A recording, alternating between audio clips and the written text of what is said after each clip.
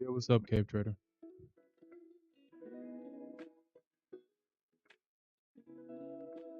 Oh, be careful.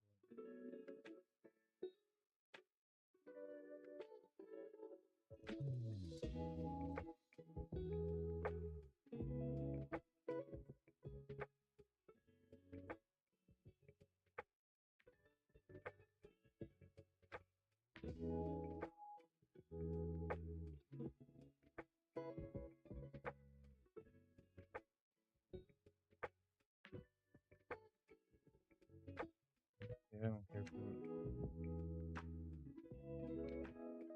It's been good, man. It's been good.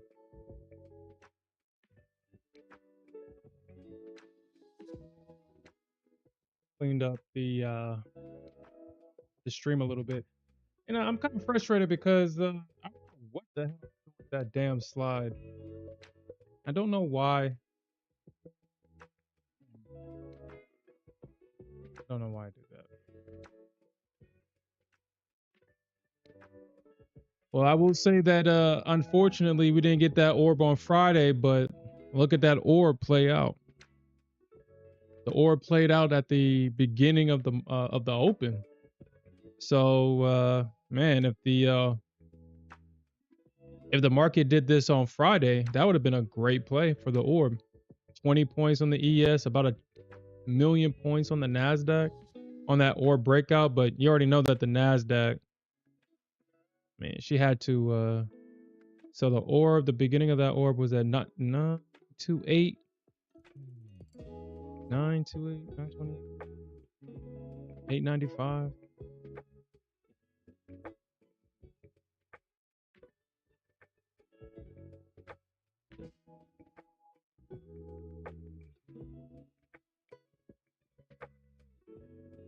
About 33 points to drawdown.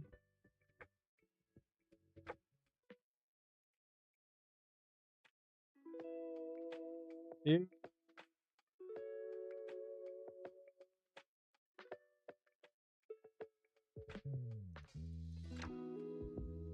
Yeah. Well, that goes to show that that orb is very powerful. Uh,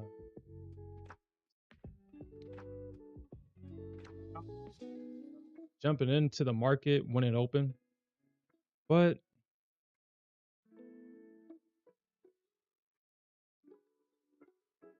didn't feel like it. And because so I don't want to get back into the habit of he says the mic is cutting out. Is it clipping?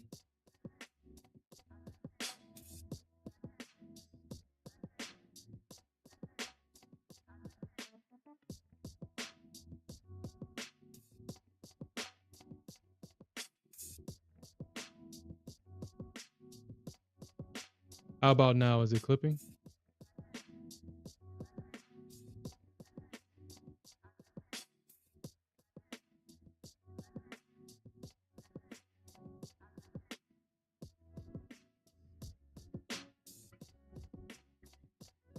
It's good now? Okay.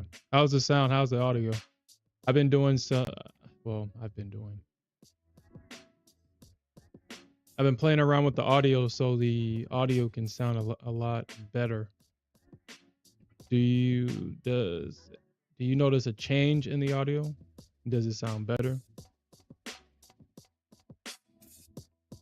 Yeah, that's music in the back now. Yeah, it's music.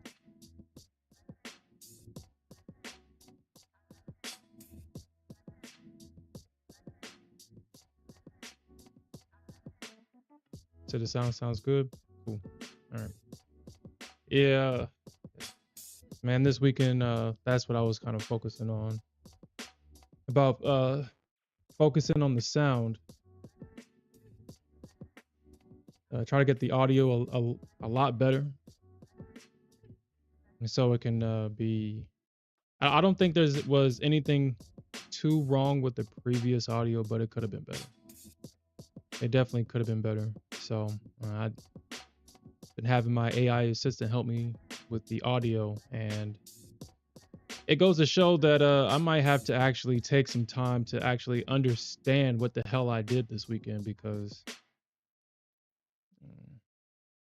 the equalizer, playing with the tones and frequencies of the sound of the room and the sound of the voice and the sound of the stream. I can see why a lot of musicians have sound engineers, and sound engineers get played well, because I'll say that I didn't care to want to know this stuff. I just kind of wanted to, yeah, back to take over the world, man. I don't care to know all of this stuff, but apparently it's necessary. Man, I'm still salty about this, man. I'm still salty about this. Gold could have gave this to me. That was a beautiful, beautiful entry. Because if y'all guys recall, I was looking for this short on Thursday. Yeah, Thursday. and she couldn't give that to me. And then we get it the next day, and then this session we get the full move down. Gold. Hopefully she has a lot better price action this week.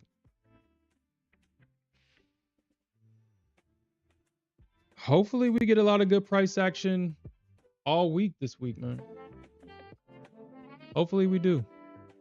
We had the market literally take out all-time highs. Trump got his bill signed on Friday.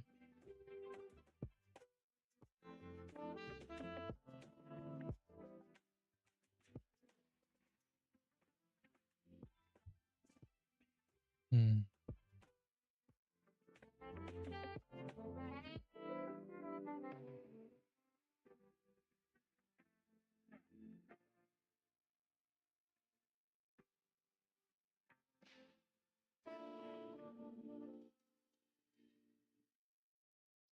Okay. I mean,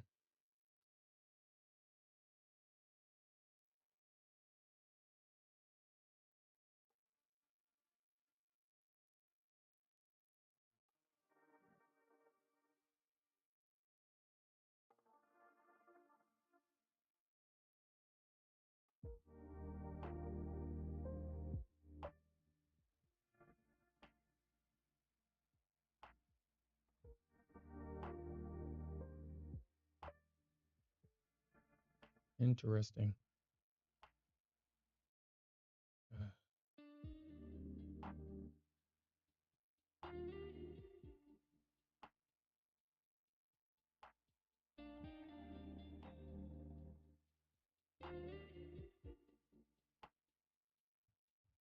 Man. Okay. Yeah, I'm definitely not.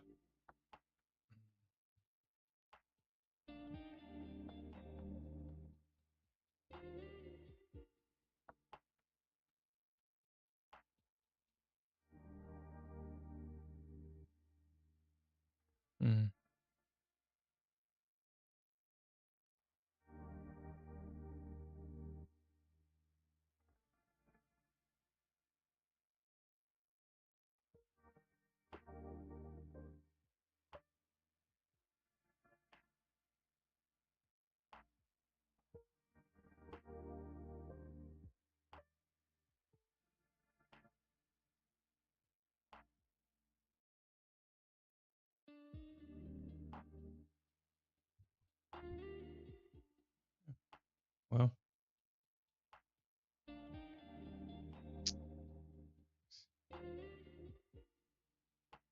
well, I guess if you guys with me Friday, we knew that, or we know that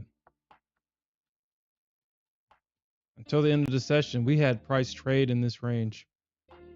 It's interesting that as we go into this new week, as we go into this new session, the market decided to do this instead of giving the orb traders their glory on Friday.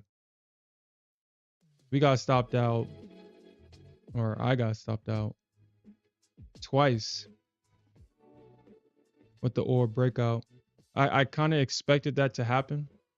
I didn't expect for the market to really have any price action going into the fourth, but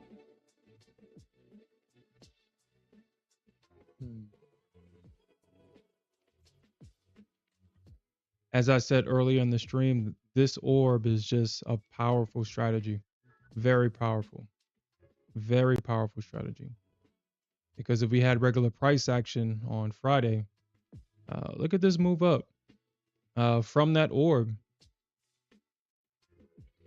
That's about what, 920?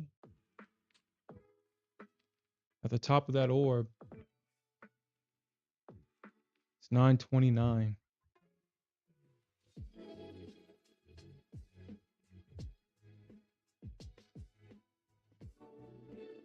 And it's about a 98-point move to the upside before the, the bulls took their profits, coming back up into this this area of resistance right here, this range. And you can see it. They came up and hit that range perfectly. Perfectly. You had the range right here. You had the bulls failing to hold that.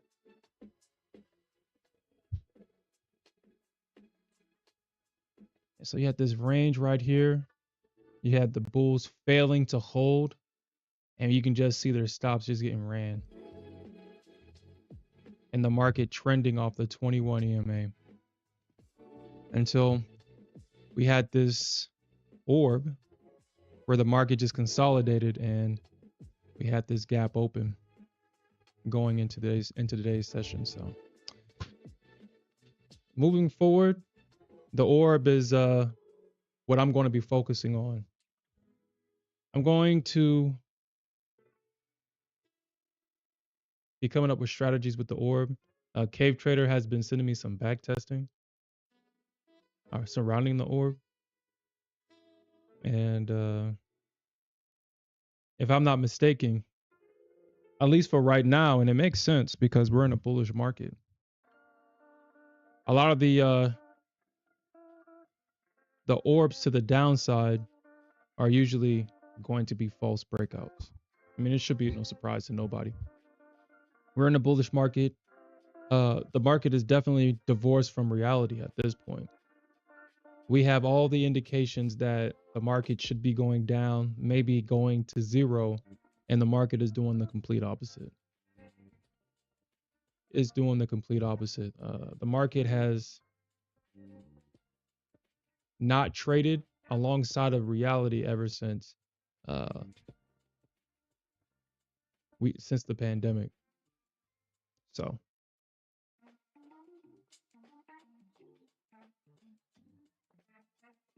if the saying trade what you see and not what you think,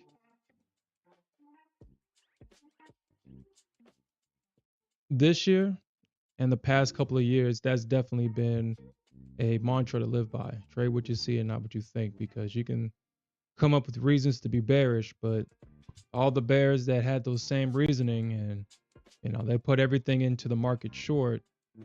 We look at a higher time frame. This is not a bear market.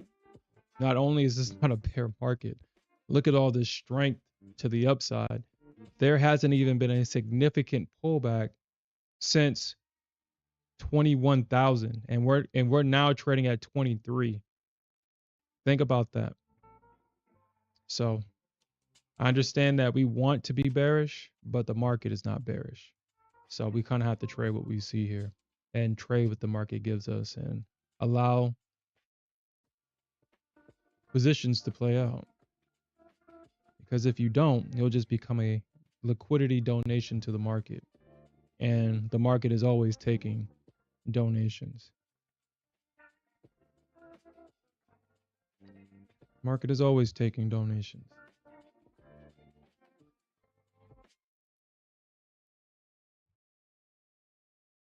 And yeah, investors, see, I think that's probably a winning strategy.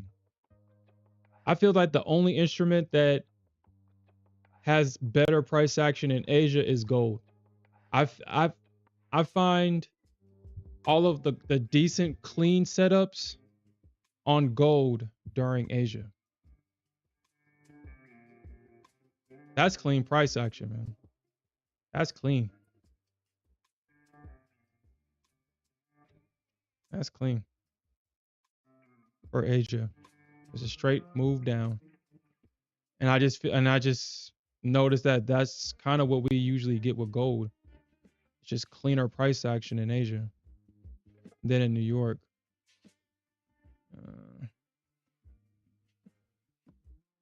Yeah, we could see gold continue to trend down. I usually stay away from gold when she starts to trend. Me personally, I wouldn't recommend trading gold when she's trending if you're not already in it, because we can get a random bounce. But for the most part, once you see a break of structure on gold, once you see that break of structure on gold, and the stop start is being used to fuel this market lower, it's hard to get in front of that. It's hard to get in front of that. Gold is not an instrument where you can get in and hope that it bounces, because it's not going to bounce until it reaches like an area of supply or demand. So you kind of have to play gold when she's ranging. I feel that's the best time to trade gold, is when she's trading in the range, because she's very predictable. Even if she's trading in the range, you can make all your money trading a retest of supply and demand. But trying to catch a falling knife on gold, shit.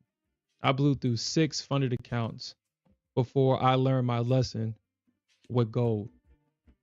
I was on tilt for a while. Those that were with me during that time frame, I had 6 funded accounts, was getting paid out. Tried to be cute, tried to play gold. Uh, for a while, we were 100% on gold, 100%. Every trade we took on gold was a winner. Gold missed my target by one tick, and for whatever reason, I started to revenge trade after that. I don't know why. In hindsight, now that when I reflect on that, I don't know why. But I just, like, for a while, I just went tilt, blew through accounts, blew through all the funded, blew through accounts, and I was trying to revenge and try to get that tick back. Don't know why I did that shit. But I'm very familiar with Gold's game now. I know not to trade against her. I know not to trade against her trend, because she'll just keep going. Gold will definitely keep going. So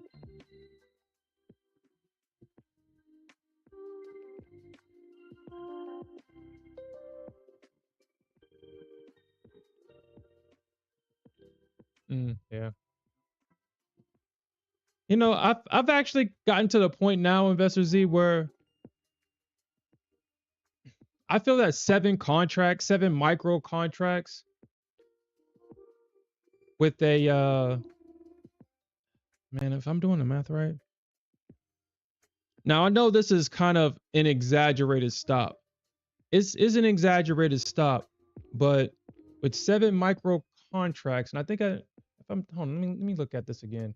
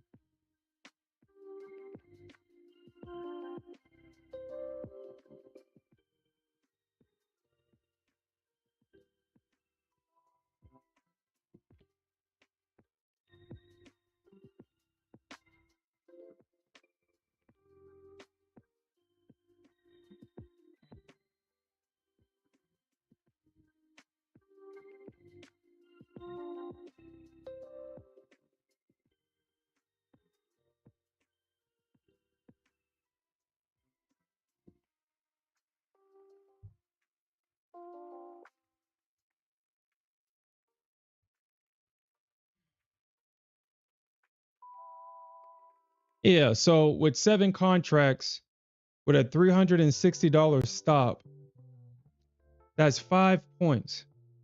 Now, that is definitely an over exaggerated stop.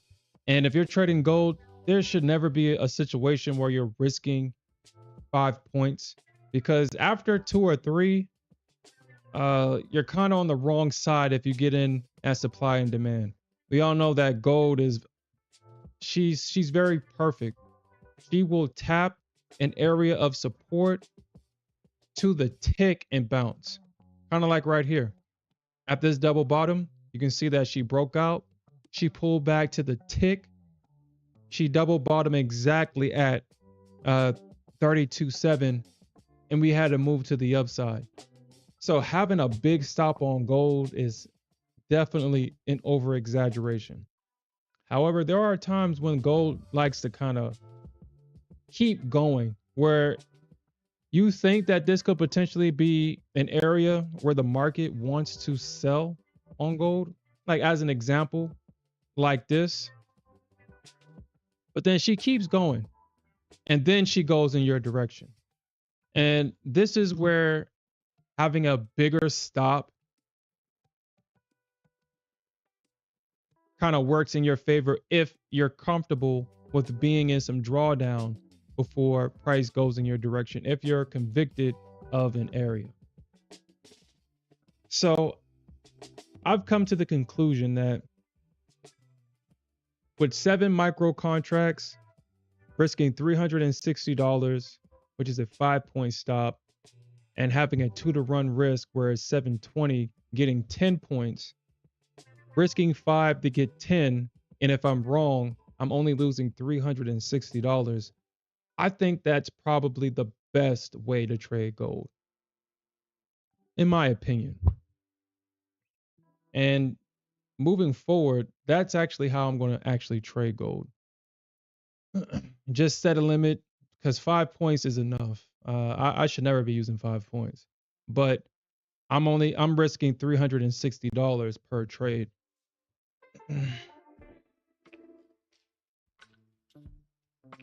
So I'm not trading a full mini, but at the same time, if I get the 10 points, I'm making money. $720 daily, getting 10 points.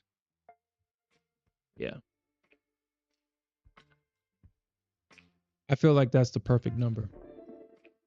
But anyway, and like I said, you don't even have to risk the 5 points if you don't want to. You can risk if you prefer to risk like $200. Pretty sure $200 is like 3 points, and that's good too. So actually, let's look at that. If I want to risk $180 per trade,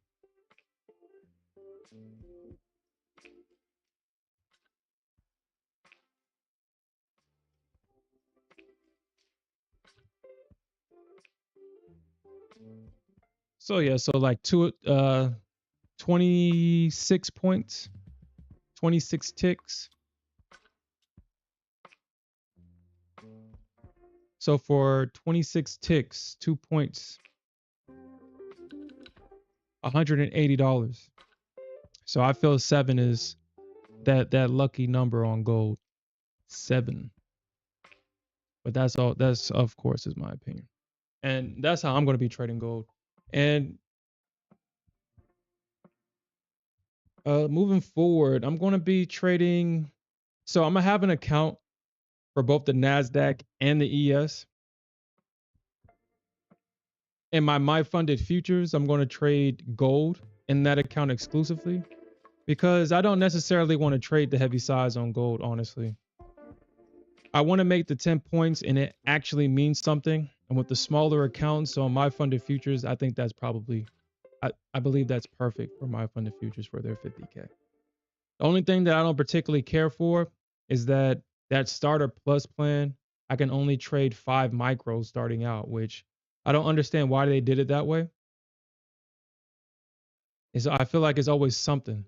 I feel like it's always something. Every time I accept something new, it's always an obstacle, an unnecessary obstacle in the way. And that's annoying. So I guess I'm gonna have to start off with 5 contracts, I guess. But get like 5, probably like what, 6 points. I have to get like 6 points. 6, 7 points.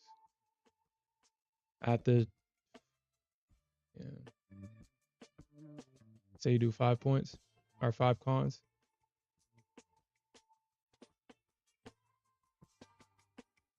Yeah, I do. That's definitely true. I'm definitely starting to see this as a business for sure.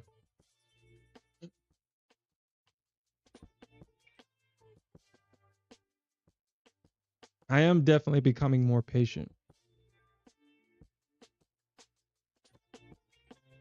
When the markets are closed, I play Call of Duty over the weekend when I have free time to do it.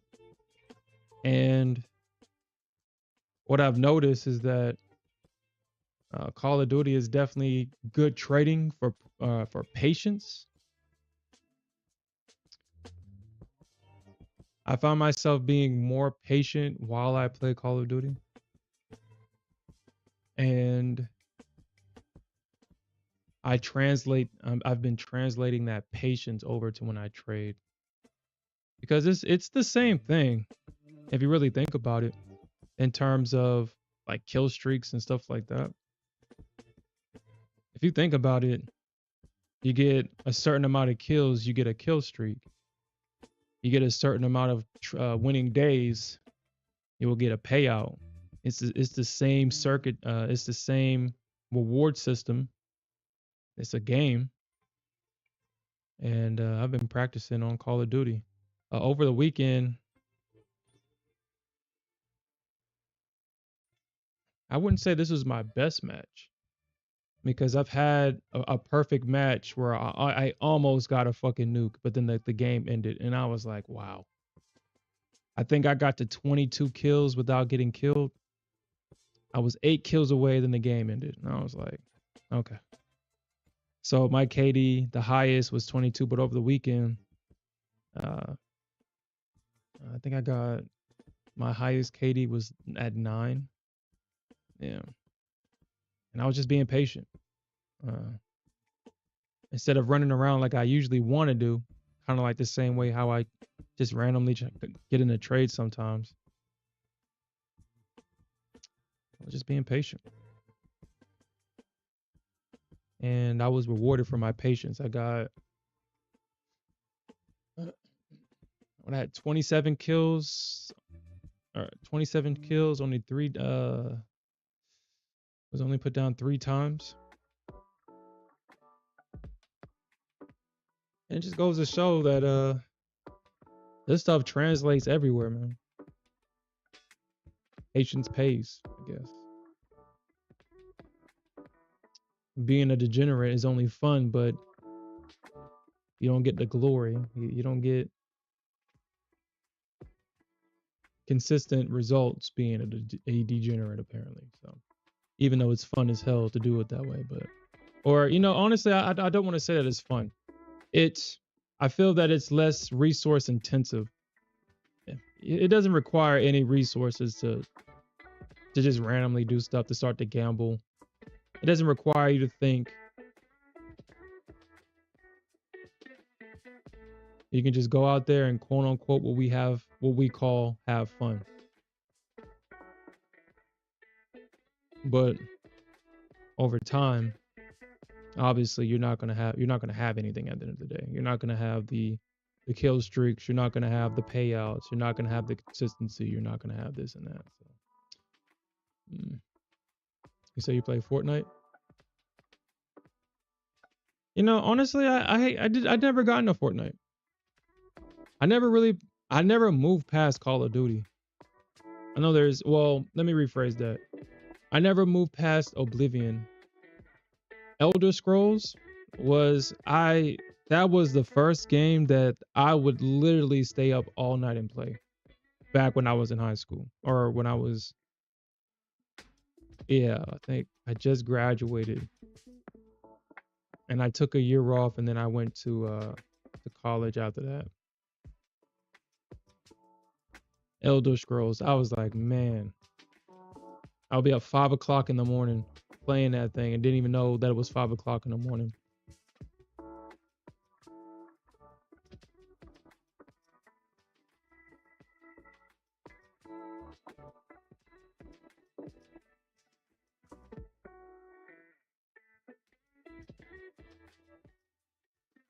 The Battlefield. Hell yeah. Honestly, I feel Elder Scrolls was probably the best iterations of that. I got the what was the next one? It was something about dragons or some shit like that. I didn't like that one. I didn't personally like that. I didn't like that one. I don't know why. I just didn't.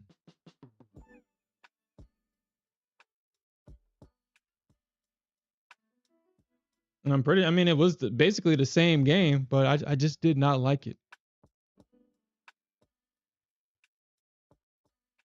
I didn't get past like the first couple of I just stopped playing. I did not like it. I preferred Elder Scrolls.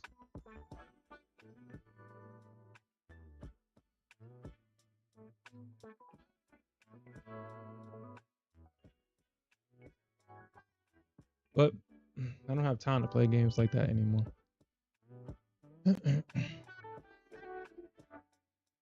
Because I start playing that, then kind of like back when I was like in high school, all that time gone, gone. And now that I'm aware of how valuable your time is, it's I can't do things like that. Stuff like that is definitely a luxury, for sure.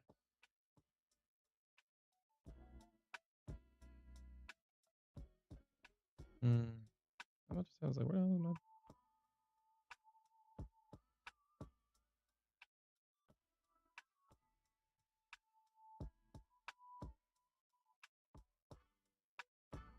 You're on the game too? Yeah.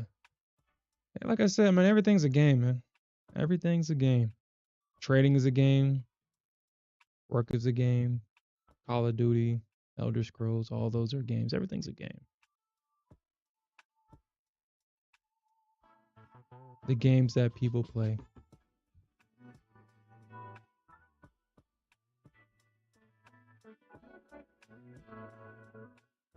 Yeah, yeah, definitely.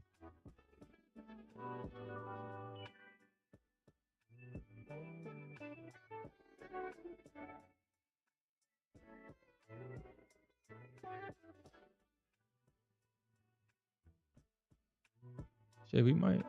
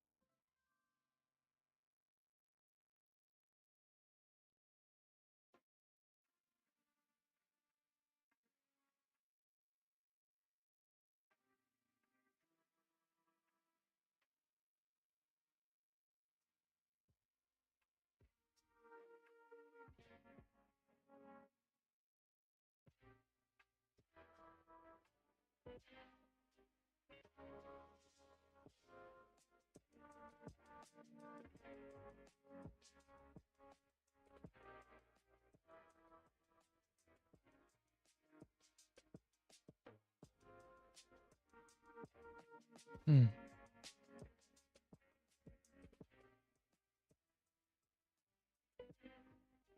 I do expect for them to, well, I guess, well, we'll see what happens.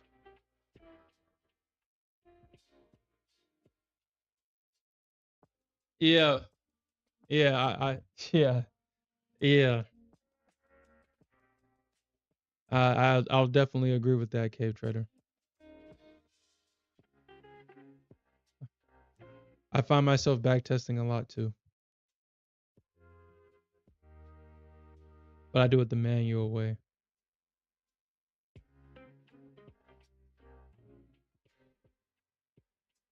That back testing is fun. I will say that I do enjoy back testing than actually trading. Through back testing, I have seen or come across a lot of patterns that I do take advantage of while the market is trading in real time. It's just that it just sucks when the patterns that you see in your back test, when you see them in real time, they don't like to work in real time.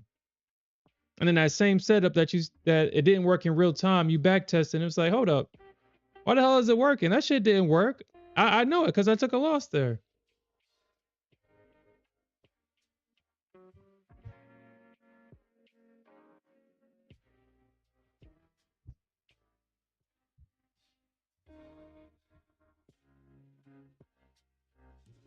But I will say this. What I'm going to start working towards is, or what I've been working towards and what I'm going to start to implement. There's just this wall of restriction that I've allowed to hold me back. That wall is loving the idea of something, but when I actually achieve it, I like the idea of it better than me actually achieving it.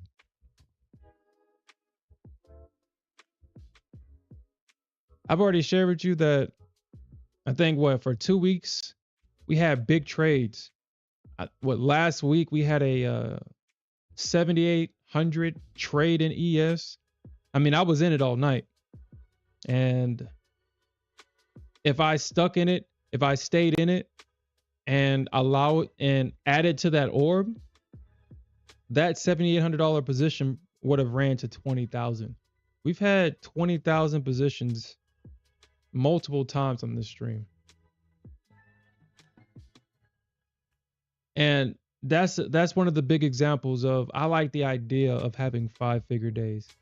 But then when I have them,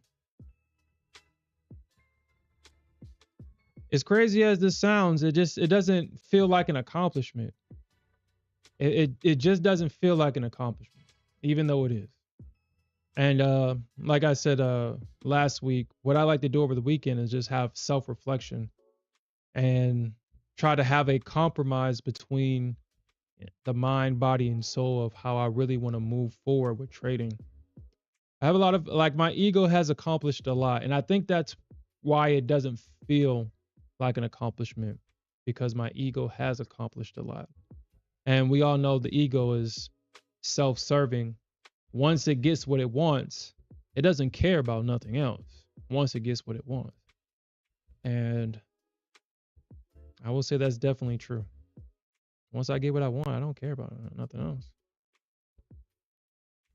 And that's when I tend to start, and that's when I lose focus.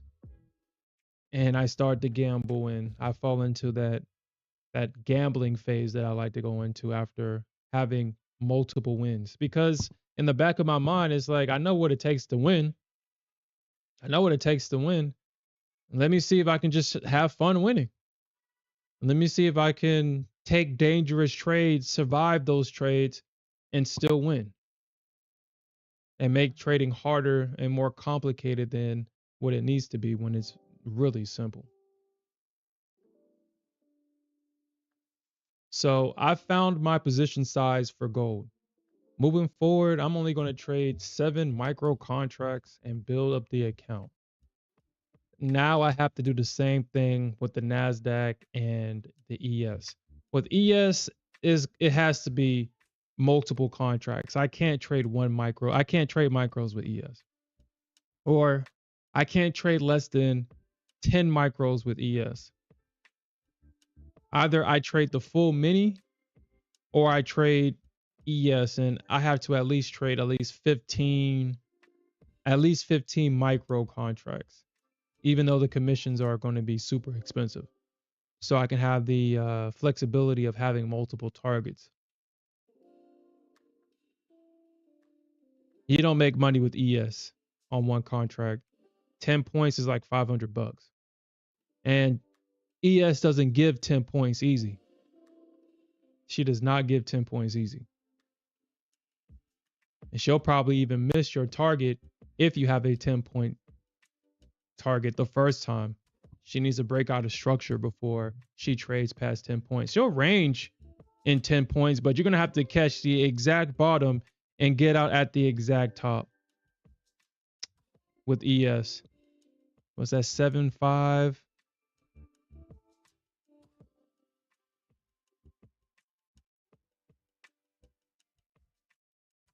Yeah, that was about 13, about 12 points right there. So that was like 12 points from top or bottom to top right there. And then she gives you more after she breaks out.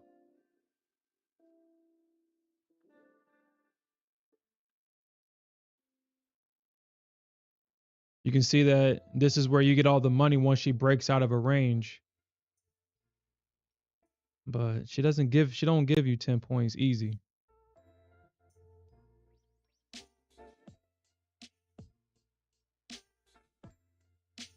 But I will say that moving forward, I'm definitely gonna have to trust the ES a lot more in terms of this orb. I think I may understand if I see if I see this pullback to the EMAs and a second break with the ES, I'm going in.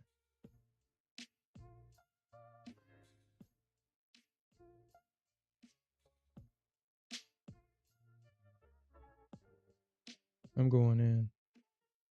Seems like the ES kind of does the same thing. I would just hate to be in a situation. Well, I mean, it still kind of did the same thing here. Pulls back to the EMA and then it breaks out. But then it doesn't reach it though. And then it comes back. And then it breaks out, pulls back, and then completes the move. Mm.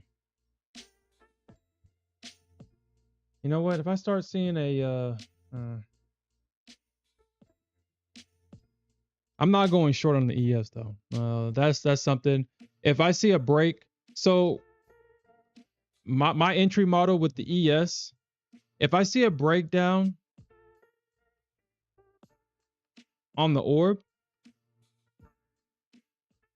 I'll try to find an area to buy underneath that range for that potential push back up to retest the bottom of that orb or a break back in. If you caught this bottom 224, yeah, I would have got the 10. Yeah, yeah.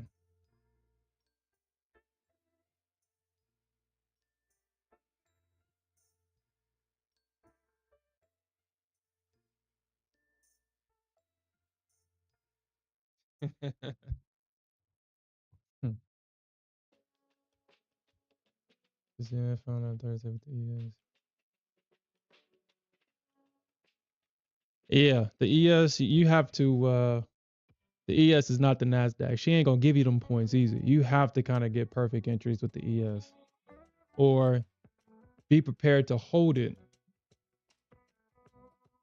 for a while. She'll get it eventually, but that was the main thing that kept me away from trading the ES. So I was like, you know what? Yeah, ES, you kind of need size for ES.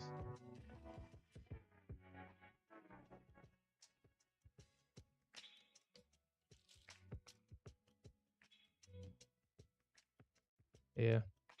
But yeah, gain weight, I get it, man. I get it. Uh me and Smith, we did talk about it. He did wanted to restart a small account challenge. But I was like, you know, maybe in August. I have to get over the fact, like if I put $500 in this account, I have to get over the fact that I could have bought an eval. Like I could just trade the eval like the small account challenge. I mean, I don't have to actually put money in this market. I don't gotta put money in the market. I can just trade one of these accounts the way that they're supposed to be traded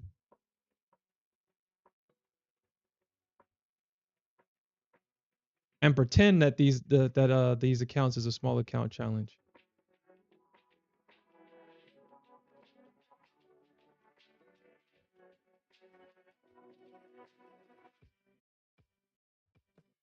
You know how boredom goes, gain weight.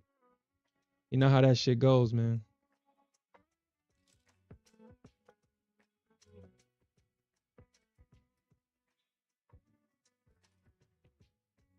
I mean,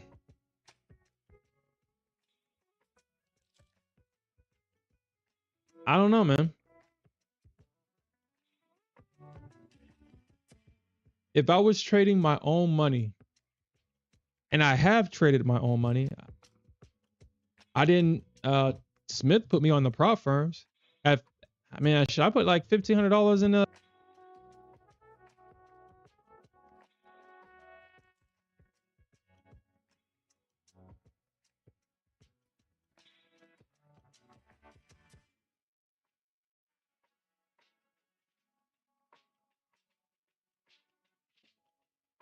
Oh crap! Yeah, I lost all that money.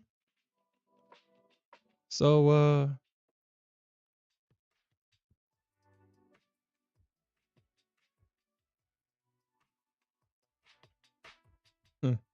yeah, I lost all that money.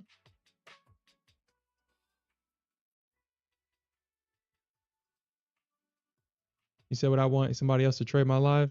I mean, no, I wouldn't want that to happen. I mean, if I'm gonna do something, I'm gonna do it myself. I mean,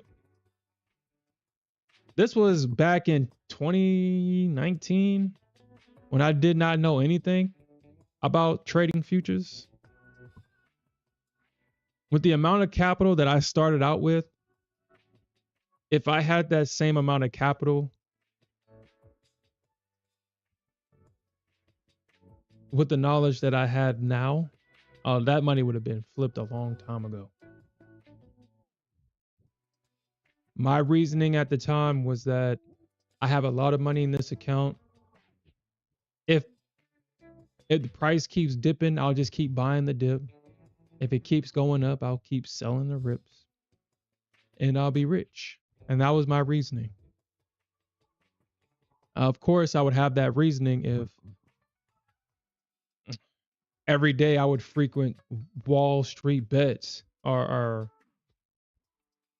did I say it right? Because I sometimes I call it World Star bets, Wall Street bets. Yeah, where they glorify losing. And if you have a bad day, you can just go to that forum and see somebody had a worse day than you, and then you can feel better and just laugh. The amount of money that those guys lose in there, man, it's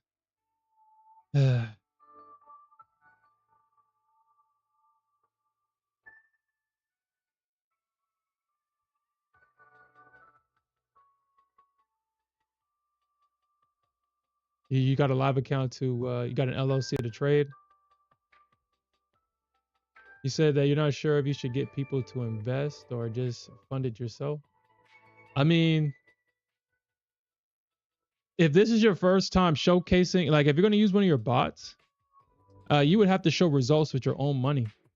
I'm pretty sure you could get people to invest, but you're going to have to show results and they're going to want their money. And I guess in either case, that's always going to be true. But if I was an investor, I would want to see results, and you would have to show results with your own funding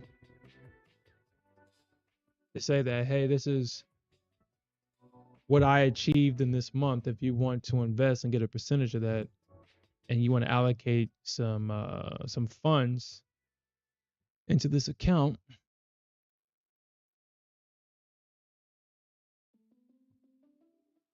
you know, the crazy thing is that at one point in time, that was actually something that I wanted to do, was be like a fund manager and manage assets and stuff like that. And it's crazy that technically I'm in a position to do that with these prop accounts. And I don't treat these prop accounts as such. As crazy as that sounds. Okay. Oh.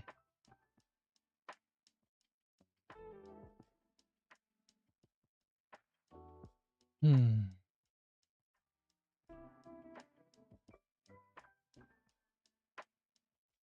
All right. So we'll see if gold breaks this low right here.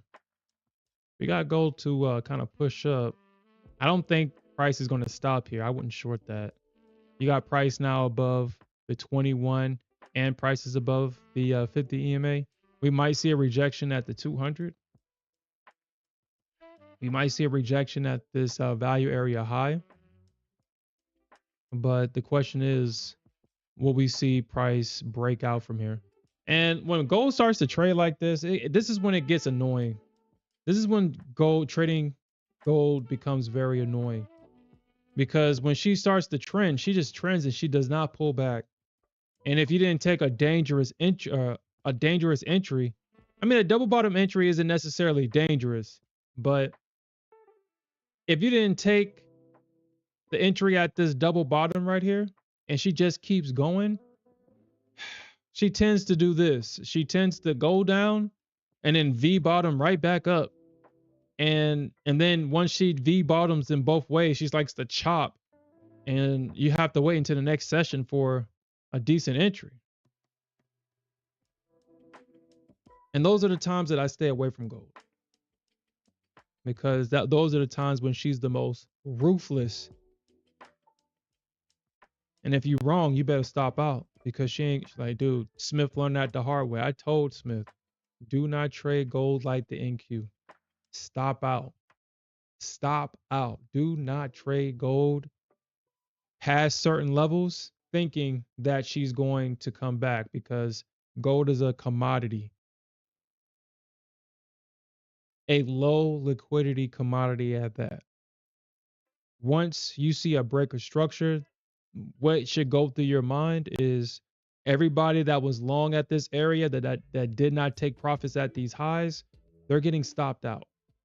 Everybody that has limit orders sitting at this area and they didn't take profits, they're getting stopped out. Their stops are being used to fuel this market lower. That's why it keeps going.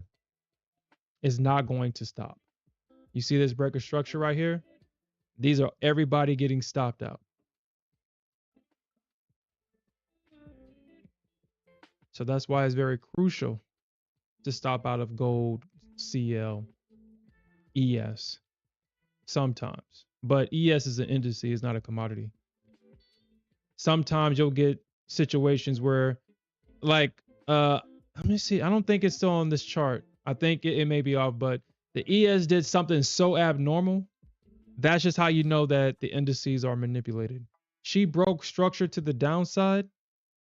She did something like this, where she broke a trend line and then out of nowhere reversed without hitting support. That was so abnormal for the ES. I know ES traders was like, yo, what the fuck was that? The ES, you don't like, the ES is a stable instrument. That was a Nasdaq-esque type of move, but the bulls were trying to get somewhere. So they trapped all the bears and then just flipped out of nowhere. And I know all the ES traders that saw that was like, yo, what the fuck was that? What was that? She didn't touch, she broke structure and did not. I don't think it's on this chart. It might have been, let me see. Honestly, I kind of forgot what day it was too. Because when ES breaks structure, she's just like gold. It's almost guaranteed she's going to the next level of support. But then she stopped and then broke structure to the upside, and I was like, whoa, hold on, ES, you tripping? You're tripping. Hold on, was it this?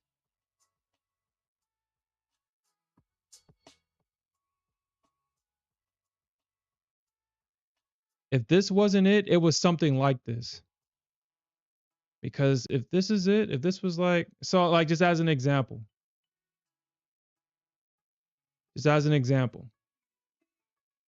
when I think this is actually it. Yeah, this is it right here.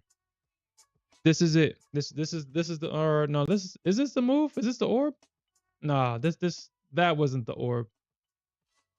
That wasn't the orb. It was something very similar to this, where they broke the trend line, they rejected off the trend line, and then just out of nowhere pushed the market back higher. Out of nowhere. And you're not supposed to see moves like this on ES. I still haven't seen anything like that on gold.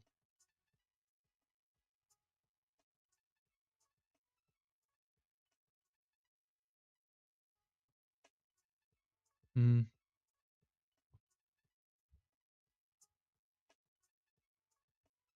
All right, Gameway. See you tomorrow, man. And yeah, moving forward, most trades will be taken during the orb time frame. I'll have an account for Asia session for like gold, and if we see anything on Nasdaq or ES like a good entry, we'll definitely take it. But the main focus is definitely going to be the orb. The orb is definitely a profitable strategy. If you trade it correctly, you can easily make your money every single day. If you just focus on that and just come back the next day and trade the orb again, 9 times out of 10, or you'll win more than you lose if you follow the strategy. Oh shit. Oh man.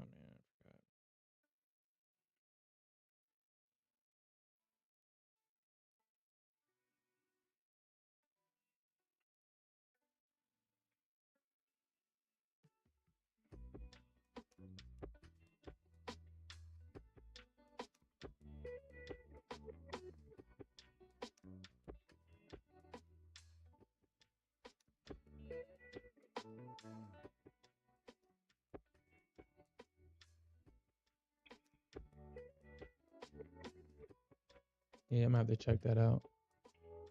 I definitely gonna have to check that out.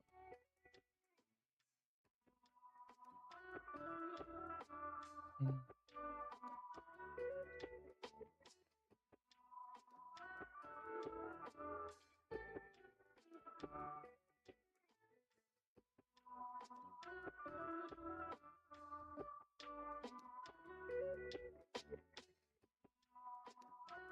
Now that we got a mission on this channel,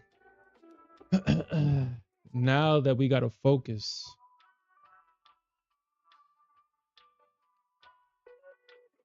we've been taking random trades, good trades, but random. We see the setup, we trade it, but now we got the orb that we focus on now. The orb is definitely a winning strategy. My mental block when it came to the orb originally was that if it's so easy, why doesn't everybody do it? And I think that's the thing. Everybody does do it. But what people tend to do afterwards is you see that green on your screen because I believe I think actually every 20K trade that we've had was off the orb. That orb breakout. Yeah, every trade that we had was off that orb breakout for sure. Yeah. Yeah, I think so. But what usually happens after everybody, or not everybody, but what usually happens after you get that winning trade on that orb is that someone may actually take another trade, and that trade is not a winning trade and they chase that win. My biggest concern with the orb is that, man, as soon as I get good at it, they'll change it. And when I go look on the internet and everybody's talking about the orb, it kind of goes to show that, man, the human mind is the human mind. It definitely is. For whatever reason, the human mind thinks that it's the only actual mind in this whole universe, and everybody else are just a figment of its imagination. Because why is it that everybody thinks that same exact thought? Everybody thinks that same exact thought. If it's so good, why isn't everybody using it? If it's so good,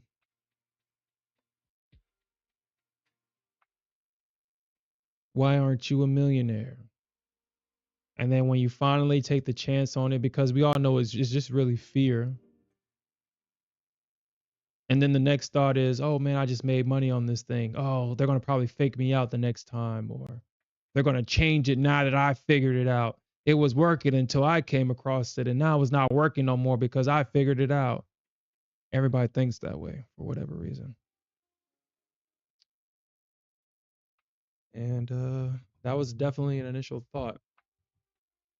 That's why I take the time over the weekend to kind of go through these thoughts and combat these emotional thoughts with logic, and try to do my best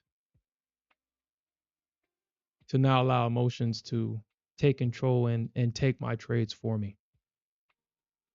Because the mind is kind of stupid when it's emotional. It's very stupid. Oh, I don't want to lose, and then knowing that emotional decisions you'll lose. If you want to win, then if you want to win, why are you allowing yourself to be emotionally hijacked? Where all your losses, where a majority of your losses are going to come from. I have gotten comfortable with the idea that if I take a trade and I lose, and I followed my plan and it just didn't work out this time, my initial reaction is no longer to throw on another trade to try to get my money back. I've gotten comfortable with the idea of accepting that loss, as blasphemous as that sounds. But I've gotten comfortable with accepting it and telling myself that that loss has nothing to do with me. It was just, if the setup was there and it just didn't work out that time this time, it wasn't me. I have no control of the market.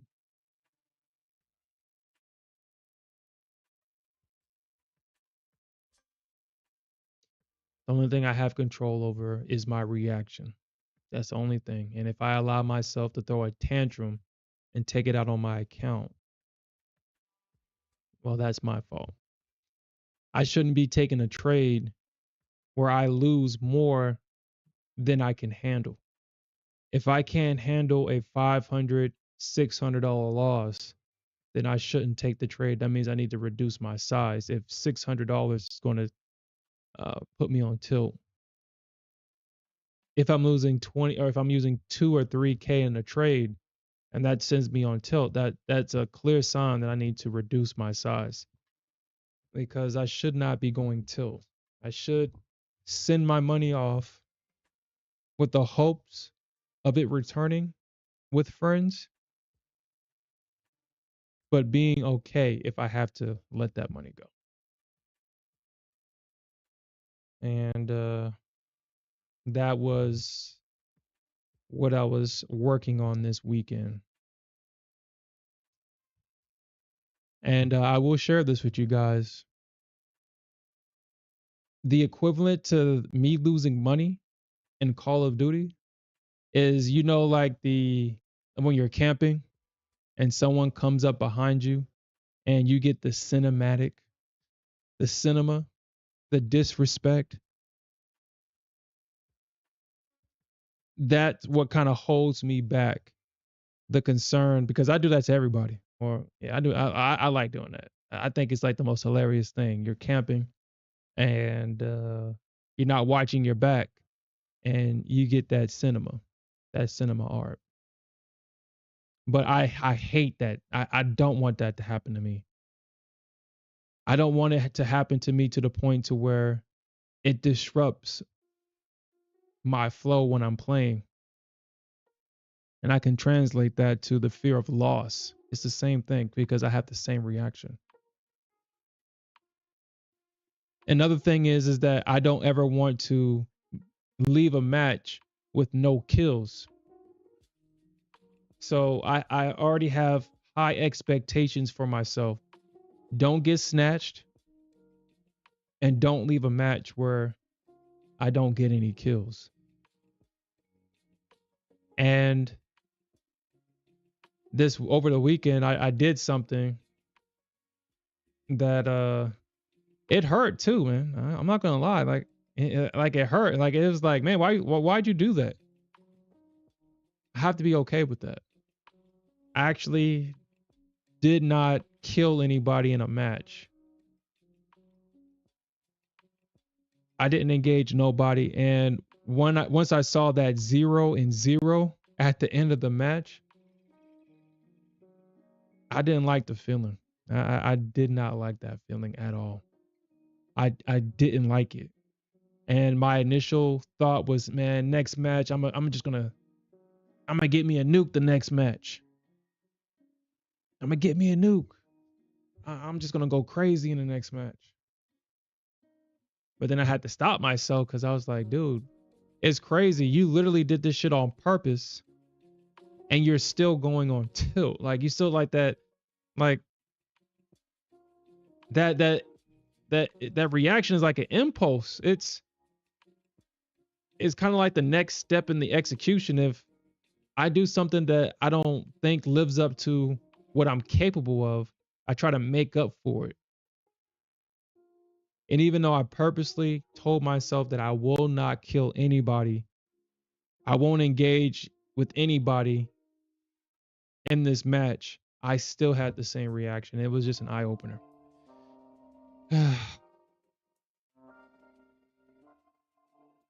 It just showed me that I still have work to do. It's the emotional part of trading that I have to work on.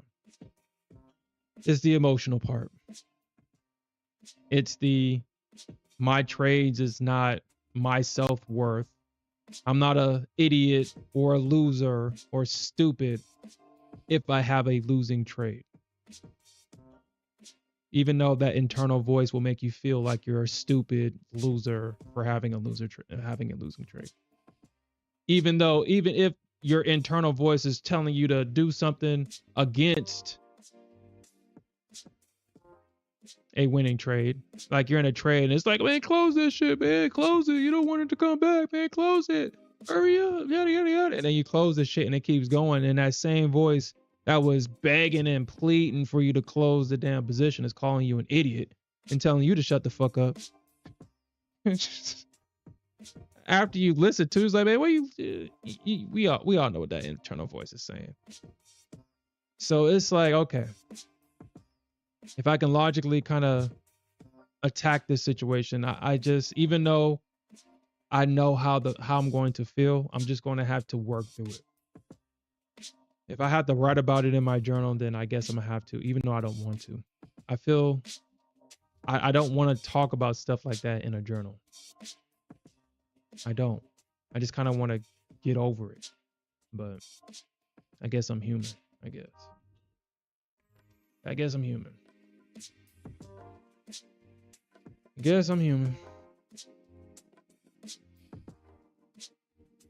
Yeah.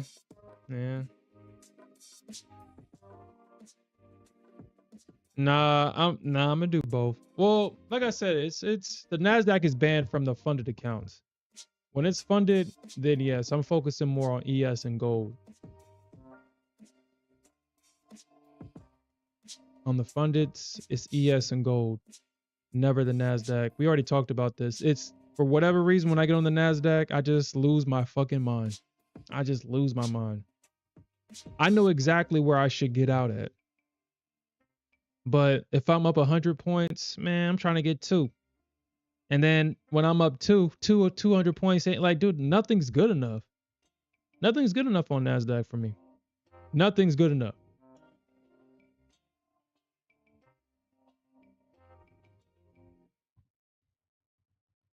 All the money that I let come back to break even to a loss on the Nasdaq is it happens more often than I would like it to. She just keeps going. You get out of a good position, you're up 50 points, 150 points, 200 points. I've had 2 or 3 positions where I was up 500 points on the Nasdaq and would not take profits.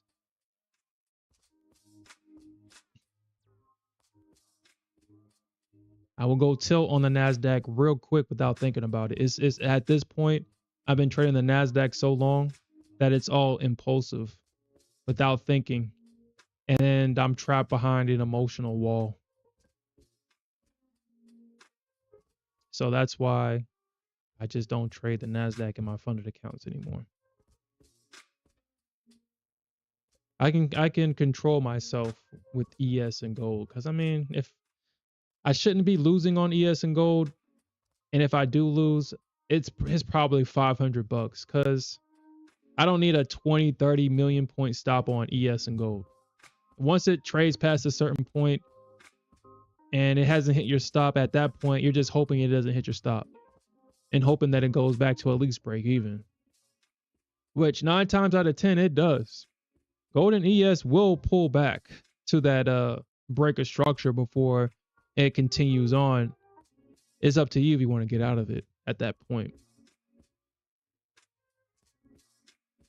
It's up to you.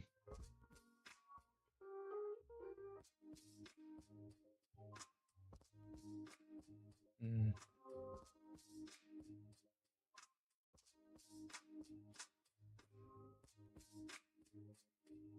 And that was a decent little trade. 10 points on gold.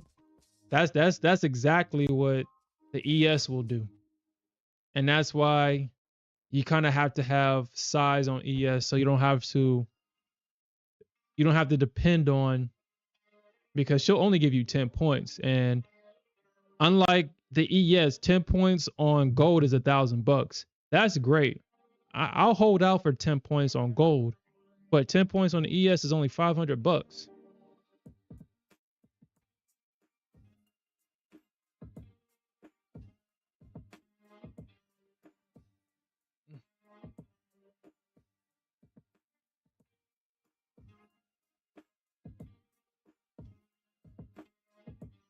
You say you only trade the NAS because you know how it works? Yeah. Yeah, that's why I have a usually keep a bigger stop on the Nasdaq. That's usually why I keep a bigger stop on the Nasdaq. But I don't care to trade that way no more. I don't care to trade that way.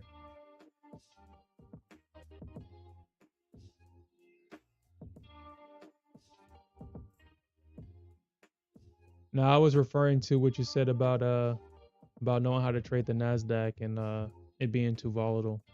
Yeah, the Nasdaq is definitely volatile. This is what I will say. If if I traded smaller size with the Nasdaq, I mean, I don't think that I would have an emotional reaction with the Nasdaq if I just traded smaller size.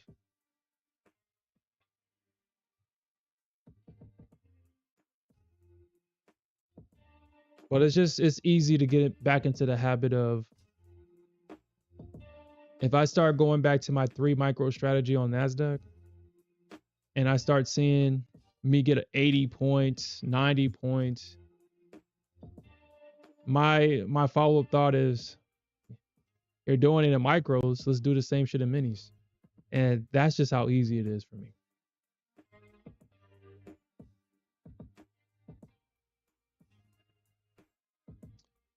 I'm over the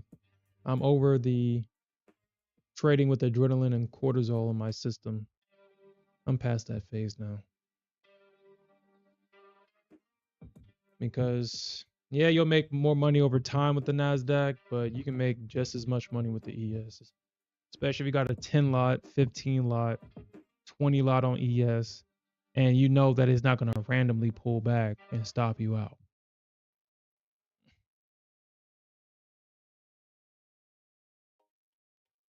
I don't like the freaking Nasdaq. And I did the Orbital with gold. I've done, so I asked AI what time frame. I forgot what time. I forgot what time it's. I think it said 8:20 to 8:35 Central Time in the morning is when the institutional flow comes in. K Trader said about 3 a.m. is another time frame. About like 7 o'clock, 7 to 8 o'clock Central Time at nighttime is another time frame. Excuse me. And the orb does not work on gold. It is not consistent. That shit is not consistent at all. It works sometimes. But if you trade the orb 9 times out of 10 on gold, depending on which time frame that you use, that shit is not going to work. And I did that shit over the weekend. But I've already said this on Friday. You don't need the orb on gold. It's so straightforward. It's not hard. It's really not. I mean, look how perfect it pulls back to a breaker structure. I mean, it's not hard. It really isn't. So you really don't need to I'm not going to say that I guess people hasn't found success using it on gold, but through my back testing, it's not consistent. And I'm if I want inconsistencies, then I'll go back and trade in the Nasdaq.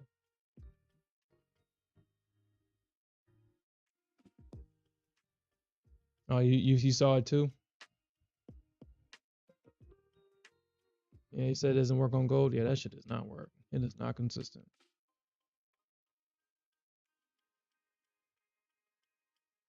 And what is that reason? Okay, trader.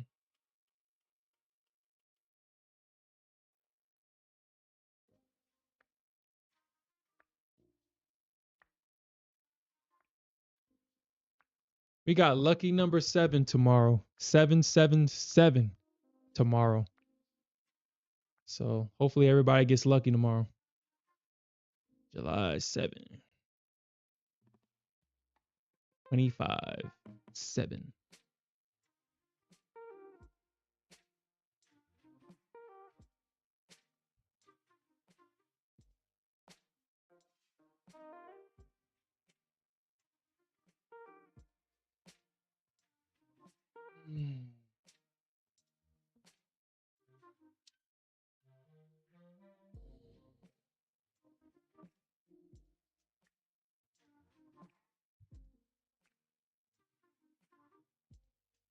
It's open 24/7. Yeah. I mean, it moves like that's why I really enjoy trading gold. When the indices are holding up, waiting for something, gold from the time it opens to the time it closes, it moves.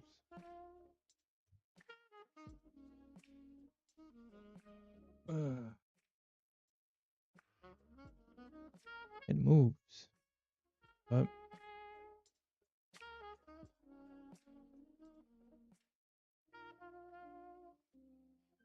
all right.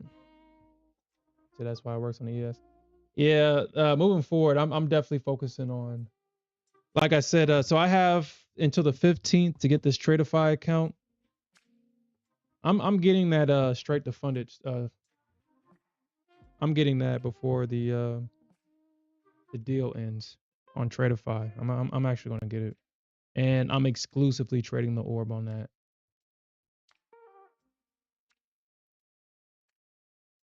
Yeah. Yeah. Yeah. But all right, guys. That's it for me tonight. We'll definitely come back tomorrow morning. Tell me what y'all guys think about like the music playing in the background. I played around with the audio. Is everything good? Do I need to make adjustments? Because I was playing around with it. I'll listen back to the recording. I'll probably watch the stream after it's done to see if I can pick up anything. But I don't want to make sure that everything is good moving forward.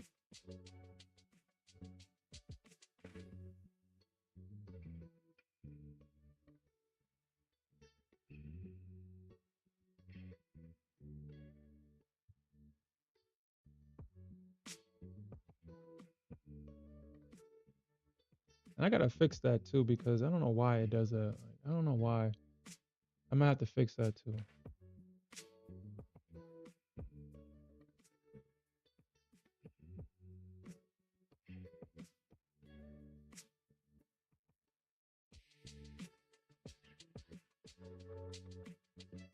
But all right, guys, that's it for me. We'll definitely come back tomorrow morning, and we'll definitely look for more opportunities to earn some more money. With that said, peace out, everybody. Have a good night.